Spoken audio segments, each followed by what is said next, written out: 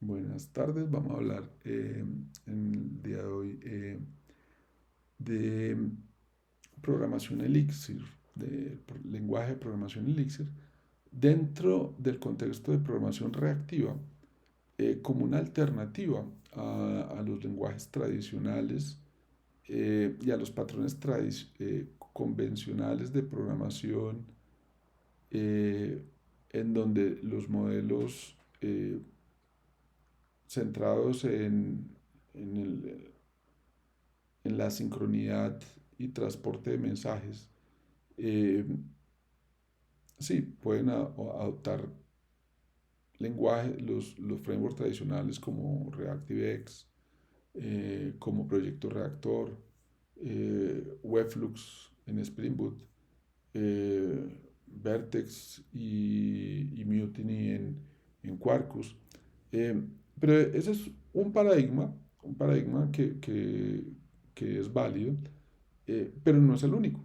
Y dentro de los diferentes paradigmas queremos también evaluar una forma de programación y un paradigma de programación eh, diferente que adopta una estrategia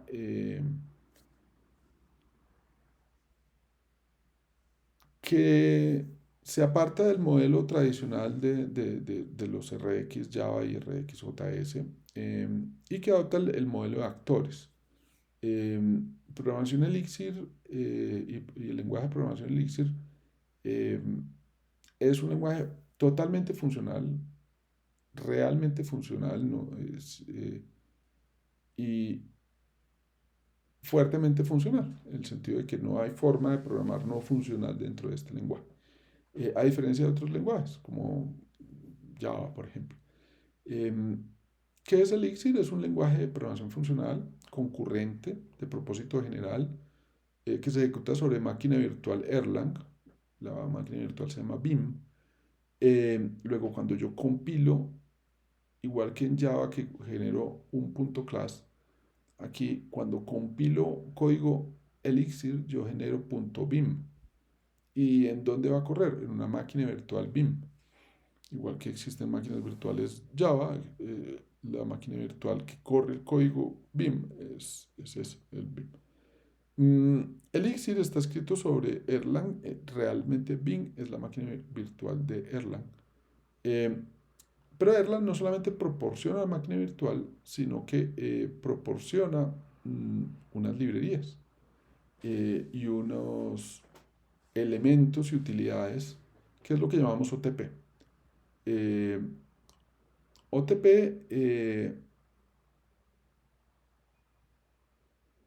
realmente es un elemento fundamental del lenguaje de programación Elixir, porque Elixir lo podemos entender como una sintaxis que puede ser interesante, simpática, agradable, bonita para el desarrollador, eso está muy bien, pero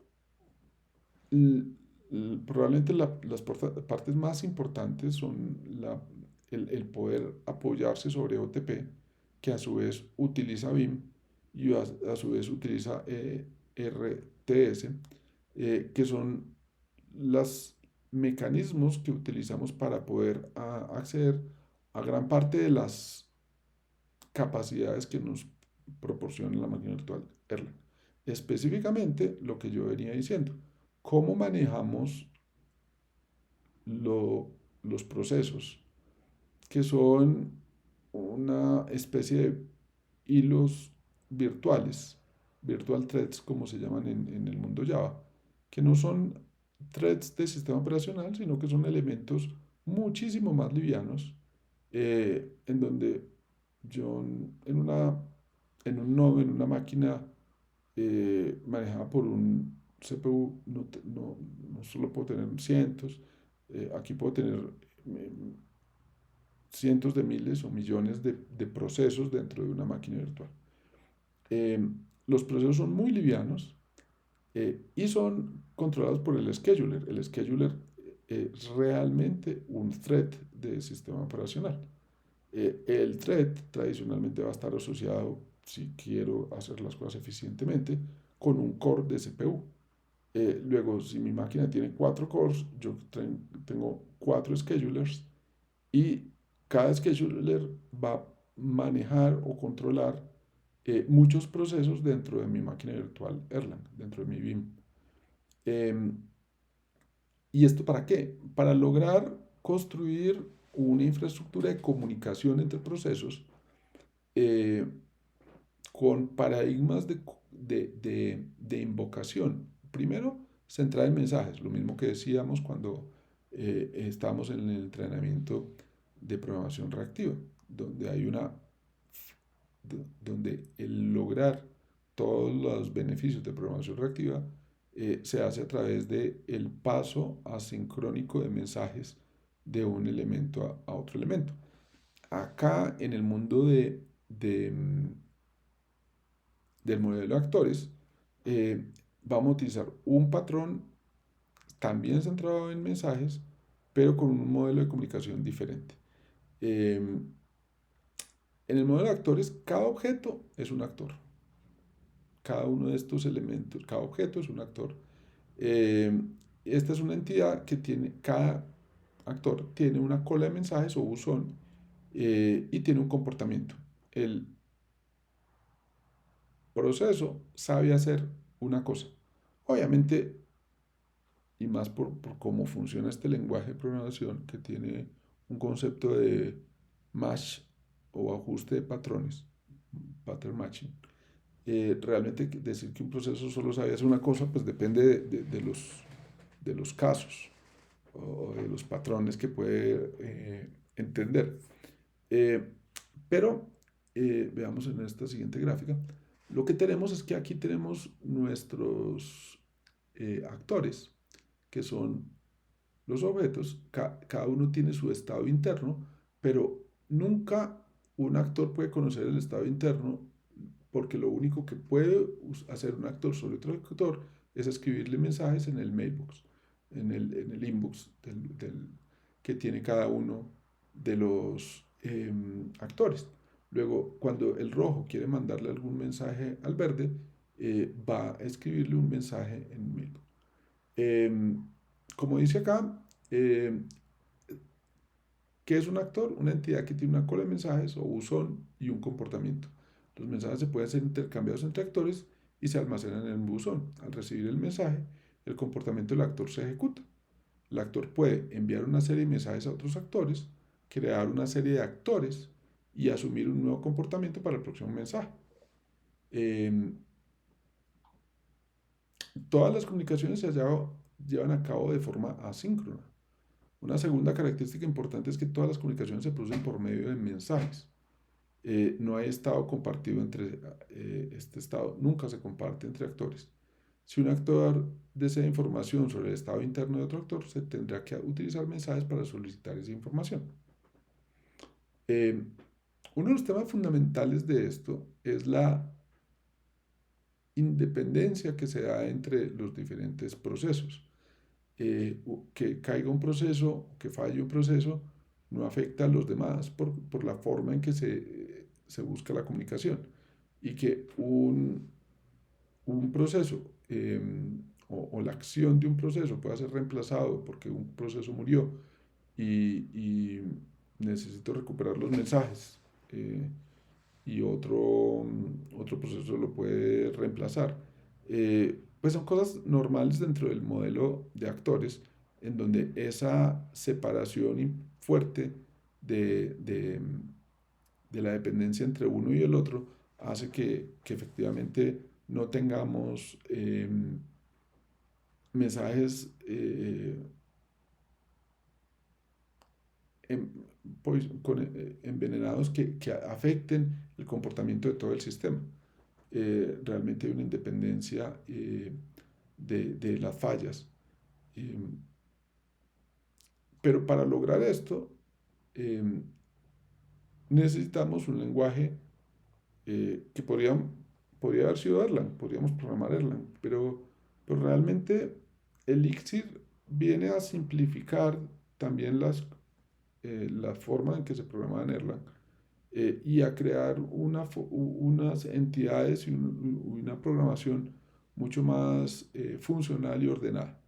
Eh, para eso vamos a hablar a partir de ahora de la sintaxis de Elixir, en donde vamos a describir algunos de los aspectos importantes de este lenguaje. Uno, los tipos de datos. ¿Qué tipos de datos tenemos en Elixir? Tenemos, el primero es el átomo. ¿Qué es un átomo? Es un tipo de dato primitivo en el que el valor de la expresión corresponde al mismo nombre. O sea, A es A, eh, OK es OK, error es error. Eh, Tanto el valor como el nombre es lo mismo. Uno diría, pero ¿para qué eso? Es importante para el modelo de pattern matching y para poder identificar entidades con las que yo sé cuánto valen de forma inmutable. Bueno, en general todos los elementos en Elixir son inmutables. Eh, pero este es un elemento fundamental para el pattern matching. Enteros, punto flotante, binarios que se describen así. Entonces un binario donde aquí tengo un número 12, un número 13. eh, Tengo las tuplas están con llaves. eh, las tuplas son contenedores de tamaño fijo, es 4 elementos, ahí quedó, ya no, eso es inmutable. Puede tener múltiples elementos y puede utilizarse para representar registros o estructuras de datos simples. Eh, los corchetes cuadrados representan listas, no existen arreglos, como tal no hay arreglos. ¿No? ¿Sí? La comillita sencilla, doble, es un binario, o sea, es decir, es lo mismo que esto, pero es una forma fácil de construir binarios asociados a string. O sea, el string como tal no existe como tipo de dato, existe el binario, pero cuando yo pongo comillas, ella interpreta que la S es el UTF-8 de la S. No hay ASCII, no hay otras formas de representación, no hay eh, más que UTF-8 o Unicode. Eh, cuando, cuando queremos representar eso como binario, pues es lo mismo que esto y el interrogante S se refiere a, aquí no es una S como carácter, sino que es el char del S. Cuando tengo comillas simples, lo que tengo es lo mismo que una lista, pero de caracteres. Los mapas se indican con el porcentaje, en donde tengo una llave, un valor, llave, valor. Tenemos eh, listas de llave, valor, en este caso, pero no es un mapa. Eh, y se nota porque aquí tengo 1, 1 y aquí tengo 1, 1. Son, son keyword list. Los strings se pueden representar con doble comilla, con triple comilla para permitir baje de línea y termina con la siguiente triple comilla. Eh, o con una comilla sencilla y una comilla final, pero utilizando caracteres de escape. Entonces, esto de acá y este de acá son lo mismo. Mm, las funciones, claramente es un programa funcional y por lo tanto la función es un ciudadano de primera categoría. Eh, Son funciones, en esencia, deberían ser funciones puras, todas, casi todas, excepto por algún pequeño tema como poder escribir en la salida estándar y cosas así por el estilo que son efectos secundarios. Pero se recuerda que una función pura, es decir, son las que tienen a la misma entrada, regresa el mismo valor y no tienen efectos secundarios observables. Mm, una función se describe por su nombre y por la cantidad de argumentos. La cantidad de argumentos se llama arity. Entonces, la referencia a esto va a decir que este es suma slash 2, es decir, suma con arity 2, dos parámetros o dos argumentos. Eh, por ejemplo, si hablamos de puts 1 y puts 2, nos enteramos que puts, que es el sistema Outprintline, pues, eh, puede recibir o un parámetro o dos parámetros. Eh, Estos son funciones nombradas, esto se llama suma, y efectivamente, ¿cómo le invoco? Simplemente con el suma y los parámetros. Y si esto vive dentro de un módulo, pues va a ser el nombre del módulo, punto suma y los parámetros. Mm, pero también tengo funciones anónimas en donde no quiero previamente crear suma, sino que quiero una función. Se puede escribir de dos formas, con la sintaxis fn. Recuerden que este es def, end, este es function, termina con en, los parámetros y la función descrita como una lambda. Eh, en ese caso, ¿cómo le invoco? Pues no tiene nombre. Ahora, le asigné a una variable porque, pues, como es ciudadano de primera categoría, una función puede ser referenciada por una variable. Entonces, la variable, eh, pero tengo que indicarle que esa variable es una función. Entonces, suma, punto y los parámetros, porque pues es anónimo. También, como esto es muy frecuente escribirlo, uno puede escribir esta versión agregada y más compleja de entender o de deducir. Ampersand, ampersand 1 y ampersand 2. Eh, pero si se dan cuenta, solo estoy describiendo el final, la función en sí, pero no estoy describiendo el lambda completo, sino solamente lo que quiero que haga con todos los parámetros, o con los parámetros nombrados que están ahí. Eh, las funciones se agrupan en módulos. Por ejemplo, aquí creo un módulo que llama user, y en este caso lo que le estoy definiendo es una estructura, que es nombre José, last name Balim, que es el brasileño que escribió y propuso Elixir. Em, o esta, que es realmente la que me interesaba mostrar, geometry.rectangle, con un nombre aparentemente jerárquico, realmente es simplemente nombres, pero que me sirven para tener un orden que conceptualmente puede ser más estructurado y jerárquico. Eh, y en este caso tengo una definición de función, dos definiciones de función, ambas usando una sintaxis que es ligeramente diferente. Aquí tengo el do, eh, enter, área, a, end. Y aquí está la definición realmente del área con arity2. Este es el arity1 y este es el arity2. El arity2 está escrito como do, dos puntos, a por b, y ya, se acabó porque pues el do, dos puntos, es para una sola línea. Por lo tanto, el n es implícito. Eh, Aquí construimos una función, una módulo, perdón, y aquí estamos construyendo otro módulo. Eh, Aquí estamos definiendo un, una referencia a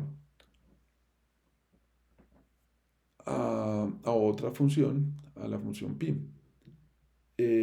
a la función pi que devuelve pues en un número, pues, en el fondo. Mm, listo. Y aquí volvemos a hacer una definición de otro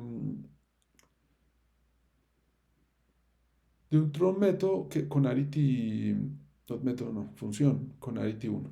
Listo. Em, listo. Aquí describimos entonces dos funciones. Un aspecto importante en la sintaxis de Elixir es el pattern matching. Em, y eso nos lleva a hacer caer en la cuenta de que el igual no se debería entender como una asignación, es más un ajuste de patrones o pattern matching. Eh, ¿Qué significa eso? Significa que lo que estamos haciendo aquí es un ajuste de patrones. Al lado izquierdo debe ajustarse al lado derecho. Entonces, I igual 1 es una asignación de patrones. Es decir, como el lado derecho dice 1, para que eso no saque error, el i también tiene que valer 1. Luego ahí hay un pattern matching. Si le digo i igual otra vez a 1, ahí le va a cuadrar bien, porque le va a decir i no lo puedo redefinir para que cumpla el pattern matching, sino que están preguntando. Entonces ahí dice, al lado izquierdo 1, porque yo sé que es 1, y a la derecha 1, está muy bien, no, está ajustando el patrón. Esto es totalmente válido porque esto es 1, pattern matching con 1, está bien, no hay ningún problema. Igual hago corchetes, o llaves, perdón, corchetes el cuadro.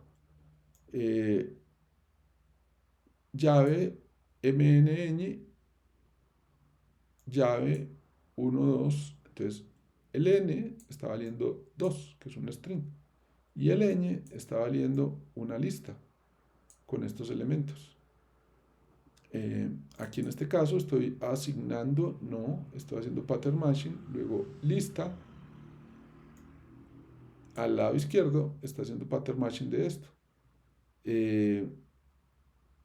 Si vuelvo a hacer esto, eso está bien. Esto ya sabemos que vale 1, 2, por dentro 3, 4, 5. Listo. Luego, sé que vale 3, 4, 5. Cuando a mí no me interesa, bueno, este es aquí estoy definiendo que head saca el primer elemento y en vez de poner una coma, pone todos los demás. Entonces es el tail. Entonces head quedaría con 1 y esto indica que este quedaría con pero que no me interesa, no lo voy a recuperar. Entonces, head en este caso vale 1, c vale 3, 4, 5, b vale 2. Listo. Esto es pattern matching. Otra forma de ver el pattern matching de una forma muy clara es la sintaxis del case. El case funciona de esta forma. Yo hago un case con un patrón. En este caso, ahí se nota el valor que tienen los átomos. Ese case va a llegar con esos valores y efectivamente voy a tener diferentes opciones. Un patrón, otro patrón, otro patrón. Y va a haber un pattern matching que puede hacerse sobre muchos patrones. En este caso, este patrón cuadra porque 1 cuadra con 1 y X no está imponiendo ninguna condición sobre el pattern matching, entonces se asigna con 2. O sea, no es que haya un igual directo, pero hay un igual sí, ya aparente, relativamente parecido a lo que estábamos viendo acá. Luego, este se va a prender, el case va a ejecutar esta línea y va a decir X va a valer 2. Entonces, esto va a hacer matching haciendo un binding entre X a 2, ciertamente. Y aquí le estoy diciendo que no importa. Por lo tanto, esto va a hacer match de cualquier valor. Como no importa, pues 1 y 2 cumple. Entonces también va a ejecutarse esto. Por eso, el case efectivamente es una forma interesante de lograr evaluación de varios patrones. Bueno, eso es la primera introducción que tenemos a Elixir. Obviamente entender Elixir y programar en Elixir y programar en Phoenix y programar en otros elementos es más detallado y tenemos otros entrenamientos y otros videos que están disponibles en el mismo canal de YouTube. Pero para lo que nos interesa en este momento, que es una rápida introducción a Elixir, este es suficiente. Mucha suerte y muchas gracias por la atención.